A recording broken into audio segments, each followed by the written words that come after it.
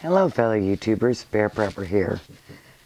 First thing I'm going to say is if you are anti-smoking or smoking offends you or even discussing smoking or tobacco products, please do not continue. Otherwise, I have been asked by a lot of you, how can you save money? And how can you save money when you smoke?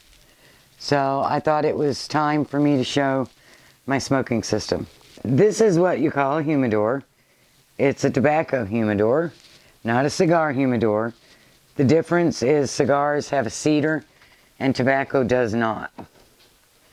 And this is a 5-pound box, so it will hold 5 pounds of tobacco. It comes with the dial and the little thing you put the liquid in there, but that really doesn't work for this big thing. So what I have here is I have, let me get out of the light, it's a large one. You can put an entire bottle of your humidor liquid by Monster, and you can put that entire bottle in here, and you can decide from here how much humidity you need to keep your tobacco at the right measurements. And I do not know what happened to my measurer. It's in one of these bags, probably somewhere in here. This is my homegrown tobacco and the leaves, and this is the store purchase tobacco. You can purchase it from freshchoicecigarettes.com. When you think about a carton of cigarettes being $85, it's a heck of a savings. Okay, so let me go ahead and set up the shredder, and we'll take you through the process. Why did I switch? I switched because of cost. Secondly, you don't get any of the chemicals. There are 50 plus chemicals in a cigarette you buy when you grow your own tobacco, or if you purchase tobacco from reputable growers. You don't have to worry about that. The way this works, this is a cross-cut shredder. They sell one that has the big hopper. This is their older model. And the hopper is really nice. When you buy their tobacco, you get it in this beautiful burlap sack that you can use to store your root vegetables in. So you can reuse that. It also comes in big bags. I don't think they do Ziplocs anymore. I wish they did. But I saved my old big Ziplocs and I reseal them in that. I recommend you don't keep your tobacco for very long in those bags. Once you open it, you put it in. Rubbermaid is better than Sterilite. Sterilite is horrible. It does not seal the air out, and your tobacco will dry out. I actually put this in the big one until I can get a new small one. So you turn your machine on, and you're going to run it through the shredder twice. And you just stuff it in.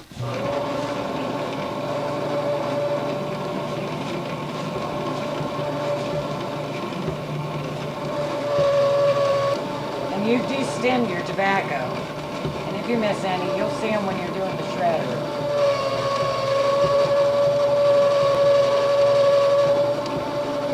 And you can put your fingers all the way down to here. You're not going to hit a shredder. And then what I do is I take it out. I want to show you. Okay. Do you see how big it is? In the electric machines, I do not try to do it at this point. It tends to jam up a little more than I like. I dump it out, turn it on, and I shred it again.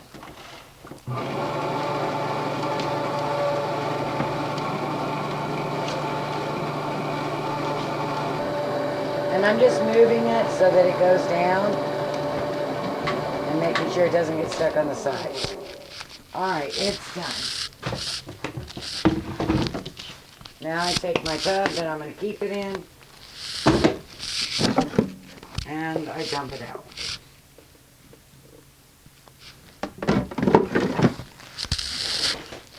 Moisture content on tobacco is really important. So if you go to roll for your first time and you're not used to what the moisture content needs to be, you want to lay out 3 rows and do them one at a time of just a little bit of tobacco, enough for maybe 1 or 2 cigarettes. Do them 1 or 2 at a time. Let's see the difference once you run it through the second time. Very nice and quick and easy too.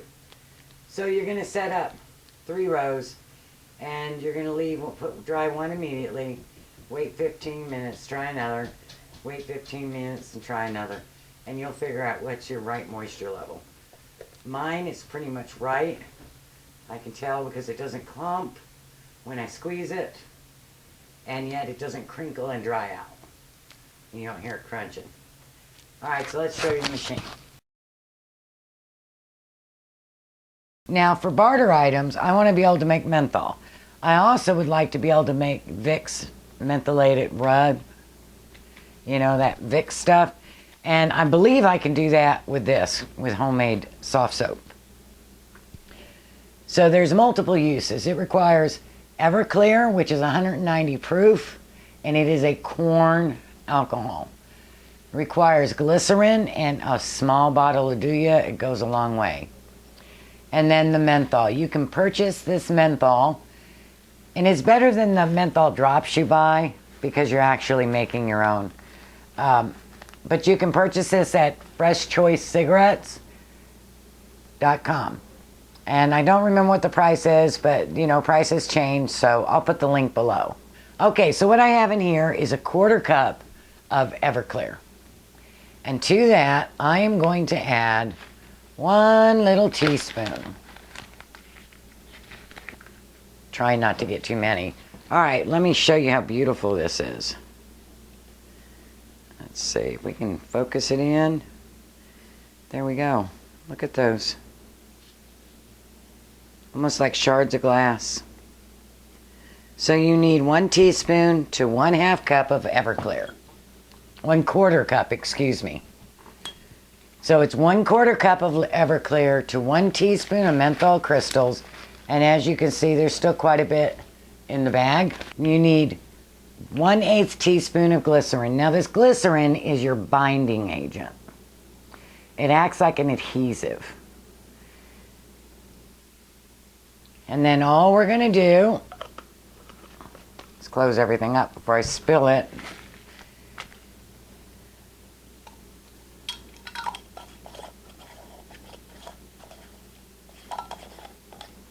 All you have to do is shake it up.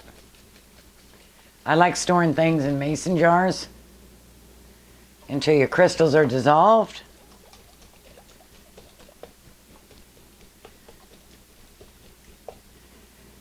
And then you just get a spray bottle, like a breath spray bottle, and put it in there, and you just gently spray your tobacco.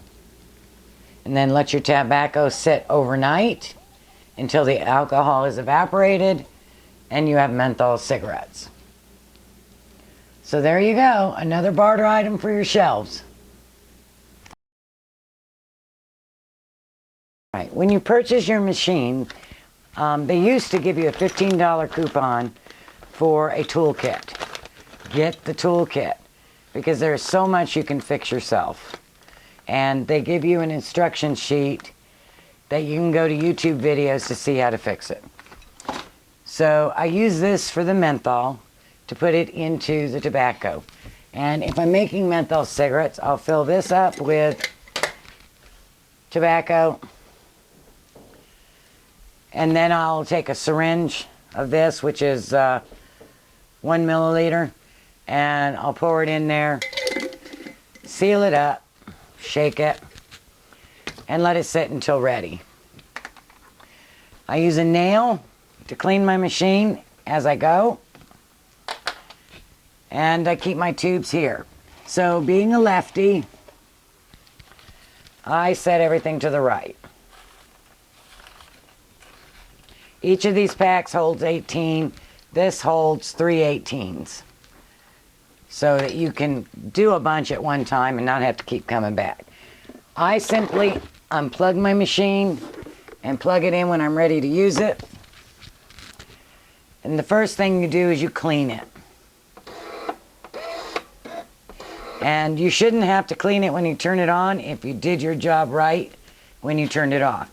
But that's what the nail's for. There's a little rubber pad in here, and you can get any tobacco that happens to be stuck in there out. Now they do have a clear ring around this, so it's a little more difficult to get what's stuck. When I had my machine repaired, I asked them to take that off.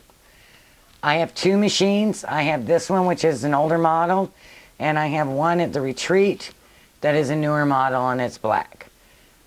They're both pretty much the same. I got this one refurbished, so it was a little less expensive.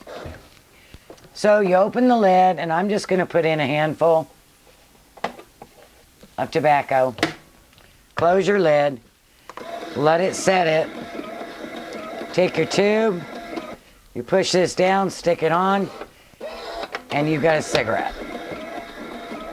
So you can see how fast it goes.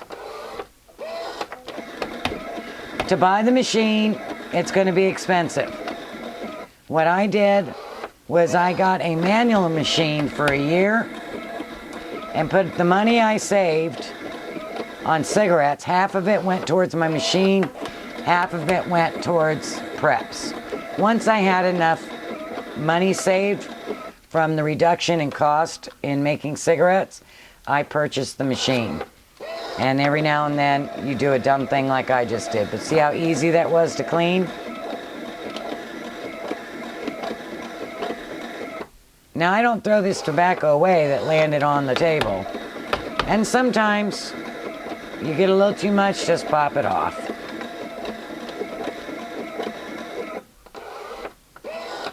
I can roll a carton in an hour. So it's really easy. And I'll have 4 of these jars. Let's put a little more in there. Get a little more going so you can see. See if I can get some speed built up. Normally I'm really fast at this when I'm not doing a video. I usually beat that thing being ready.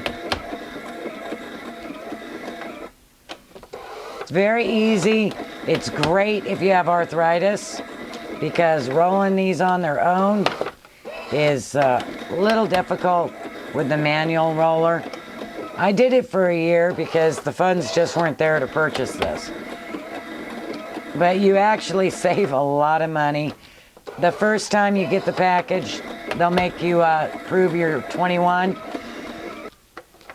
After that first time, your postman will usually drop it off because he knows what it is.